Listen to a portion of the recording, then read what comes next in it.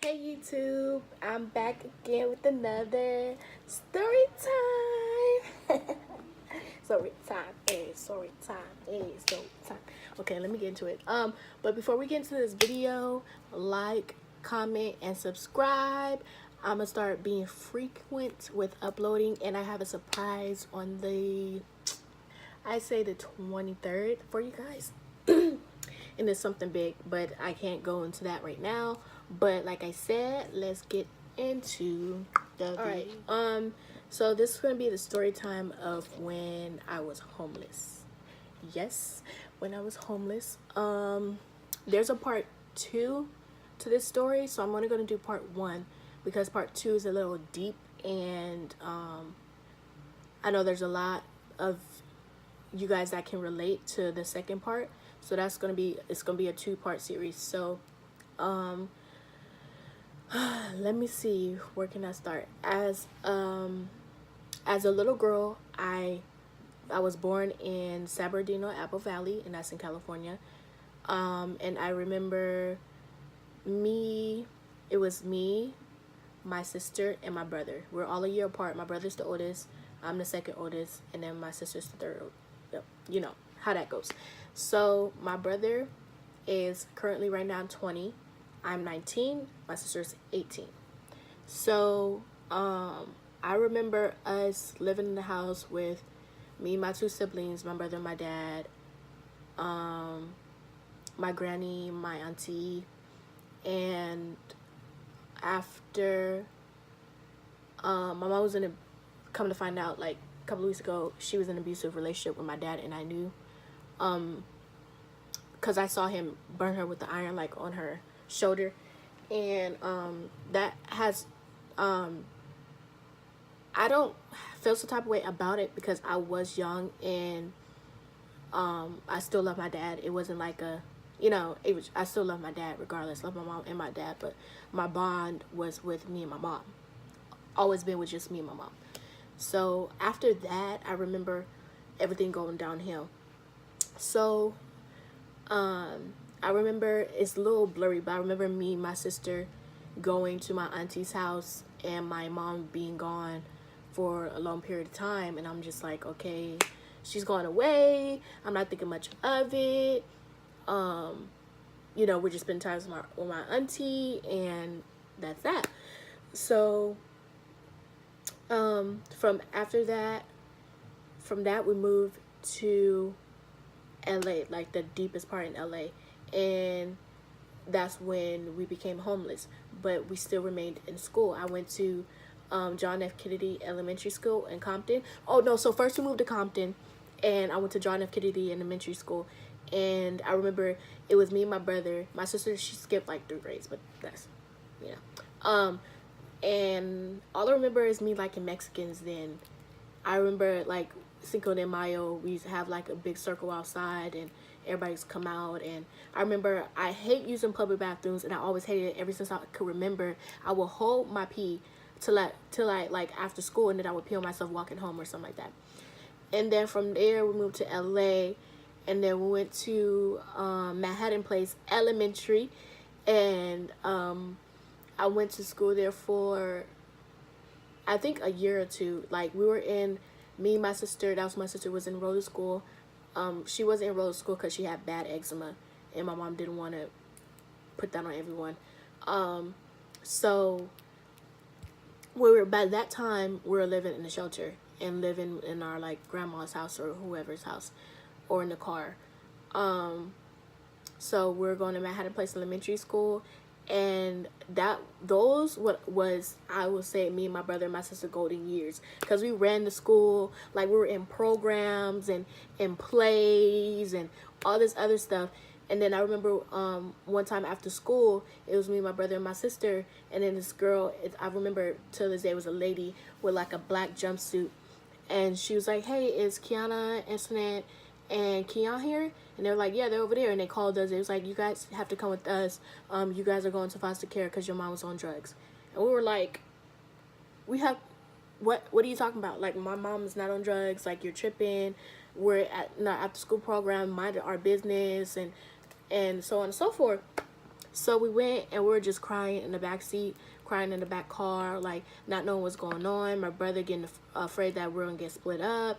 So we go to the DCFS office. That's Department of something foster care system in LA. And so I remember they had me and my sister in one room, my brother in another room. So that already like signaled like me and my sister gonna stay together. My brother's getting split up. So my brother is like crying, like crying, and it hurt my heart, and we were just scared. And so they split us up. My brother was by himself because he was a guy, he was a boy, and it was me and my sister. And I remember them telling us that they tried, like they was going hard not to split up me and my sister, and which they didn't. So we went with this lady and her husband, and the house was kind of creepy. It was creepy, like it was just me and my sister and them two, and it was just creepy. They had like creepy like pictures up on the wall, and it was a lot of stuff. But only God be willing. My brother ended up with the lady's friend, and we found that out. So we went over there to see him, and we was only in foster care for like 5 days, and then my mom came and got us back. And then after that, we were living in the shelter. We was living in shelters. We was living in cars. We was living in a tent. We was living in wherever we can find, like, you know, comfort in. And to me, those were the best fun years in my life. Like, honestly, because we still ate, we went to school, we made memories, we got closer. I think that's what brought us closer. Like, we were so close through anything that happened, like sleeping, like it was a lot of stuff we've been through. I see my mom get abused and choked in the middle of the night, and just a whole lot of stuff. Yeah, it was really tough, but we made a living out of it. It was just, those years was the best. Like, I remember us, we were in a shelter, and my brother and my sister used to go at it all the time. I would just be the one that's sitting in front of the TV and just chilling, like minding my business, like just chilling, and they'd be in the back fighting and do whatever they want. But those were the best years. I remember my mom fighting. I saw my mom fight. She threw down. I'm not even like trying to hype my mom up, but she threw down. My mom does not play. I know that for sure. But yeah, we were homeless, and I always wondered like why she didn't why she didn't let our other family take us, like our grandma, our auntie, my dad. Like, where's my dad? But he was in jail for a cool minute. But yeah, she kept us close, and I remember this day like no other. I'm trying not to cry. I'm not gonna cry. We were I think I had to be like 9. My sister was 8, my brother was 10. And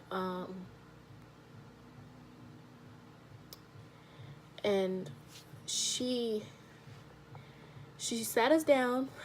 I remember we were in this shelter by a church, and she was on a bed, and she sat us down on the floor, and she was like, this is really hard. Like, we were crying because we already knew like what was going to happen or what she was going to say. She was crying too, and she was like, this is really hard, but I can't take care of you guys anymore. I'm going to put you guys in foster care. You guys will be okay, and da-da-da-da. And I just remember like us just, like our life was getting taken away from us. Like, we were so devastated. Like, we tried to fight off the people that came and got us, and just being afraid of like losing our mother and being separated, and what was going to happen, and we can't see our friends anymore. Our school that we love so much is getting taken away from us, because we can end up anywhere. And so I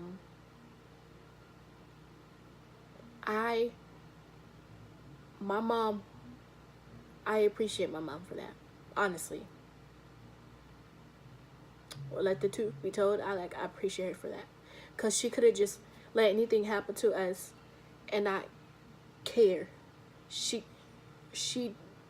She didn't have to do that, but she was strong, and I appreciate her so much to this day for just sitting us down at such a young age and just letting us know for the rip, like what was going on, and how she couldn't take care of us anymore, and how foster care would be great for us, and because we have to be separated, we'll be safe at the end of the day. It takes a strong woman to let go of her kids like that. And I'm not mad at her. None of that. My mom is a boss, and I don't care what nobody else to say. I don't care about what nobody says. My mom's a boss. Cause she could have just let us go. She could have had us used for money, any trafficking, anything. But she sat us down and told us what was going on. Even though it hurt. The truth hurts. We don't want the truth. Nobody wants the truth. But that's what she did. And then from then, my brother's dad actually got him and took him with him, and me and my sister was in foster care.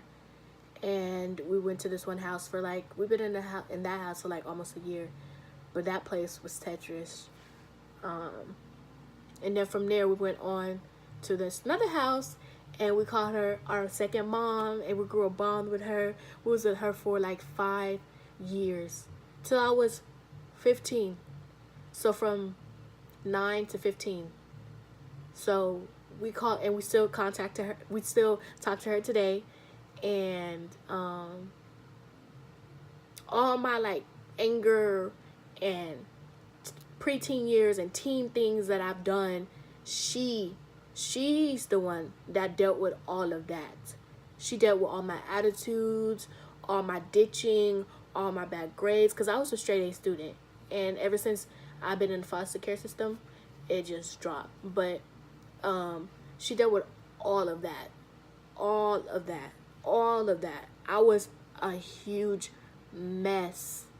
Like, to this day, I look back and I was like, dang, the growth is real, because your girl was Tetris. But and then from that, we came to our house that we are in now. And I say it's God's plan. I don't regret anything that's happened, but I am happy for the future and what the future is going to hold, because I am excited, and I can't say why, but just know that God is good. God is really your best friend. Like, he kept me and my sister through all those years. And you guys, I know you guys heard stuff about foster care, how people get it, how girls get abused and all this other stuff, and it's just scary. It's really scary. Going to a place where you don't know no one, they're strangers, and you're living in a house, and you have to grow to adapt and just get with the program, and they're calling you a foster kid and being embarrassed and not telling nobody you in the foster care system. It's just a whole lot of baggage and stuff that just happens in the foster care system that you don't want to talk about. But God really, he really had his angels surrounded by me and my sister, period. Okay, period. Because I'm just grateful. There's bad stuff that has happened, but I'm just grateful that it happened, because it'll be better in the future, and my future will be 10 times better, baby girl. You don't understand. But now I am currently 19. I will be 20 July 13th of this year, and I can't wait. I got chills, because I finally get to do something for myself, and that's all I'm going to say.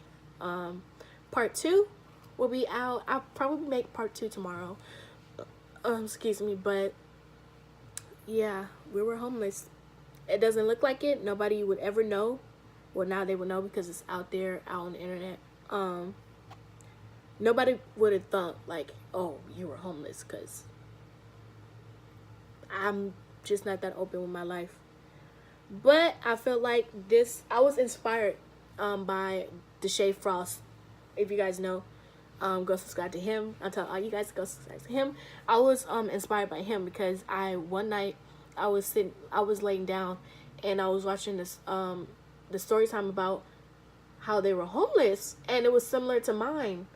Like, we literally like McDonald's was our best friend. Like everybody had a cheeseburger each. Like stuff was so much cheaper back then because we used to go to the liquor store and buy 4 bags of small chips for $1.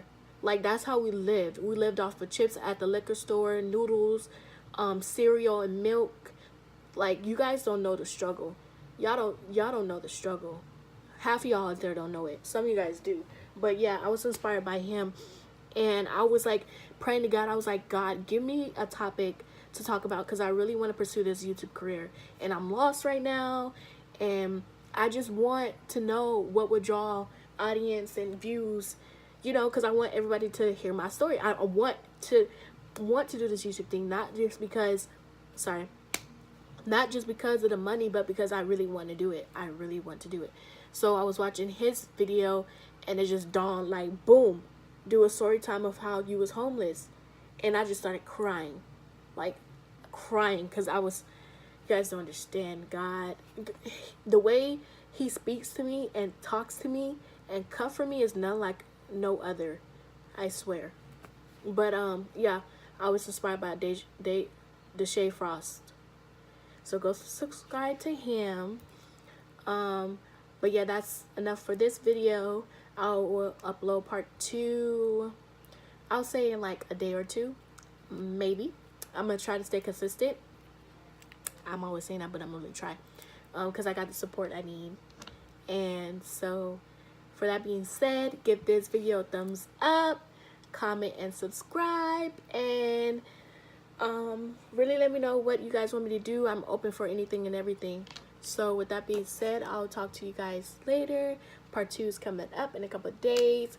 Put on that notification bell and I'm out. Bye guys.